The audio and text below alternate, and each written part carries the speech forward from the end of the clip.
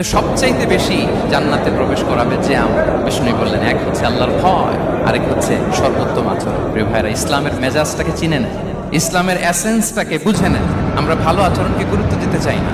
অনেক নামাজি লোক দেখবেন নামাজ পড়তে পড়তে কপালে কালো দাগ ফেলে দিচ্ছে, বাসায় বউয়ের সাথে খারাপ আচরণ করে, খিটখিটে মেজাজের, প্রতিবেশীর সাথে শুধু ঝগড়া, কলিগদের সাথে ঝগড়া, মারামারি, দুঃসম্পর্ক, এরকম আছে না? নাই বলেন, আছে না?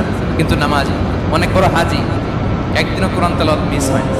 তো এত আবাদত করেও সে ইসলামের আসল এসেন্সটাকে ধরতে পারে না। বিষ্ণু বললেন, সবচেয়ে বেশি জান্নাতে প্রবেশ করাবে যে দুটি আমল, একটি হচ্ছে তাকওয়াল্লাহ, আল্লাহর ভয়, আরেকটি হচ্ছে উত্তম আচরণ, সর্বোত্তম আচরণ। তো আমরা যেন উত্তম আচরণের অধিকারী হই, আমার স্ত্রীর সাথে যেন ভালো আচরণ করি, প্রতিবেশীর সাথে যেন ভালো আচরণ করি, ছেলে মেয়েদের সাথে যেন আমাদের অ্যাটিটিউডটা ভালো থাকে, আচরণটা ভালো থাকে, কলিগের সাথে যেন ভালো থাকে। বিশ্বনবীর আচরণ যেমন ছিল তেমন আচরণ যেন আমরা গড়ে তুলতে পারি। আওয়াজ করে পড়ুন আমিন।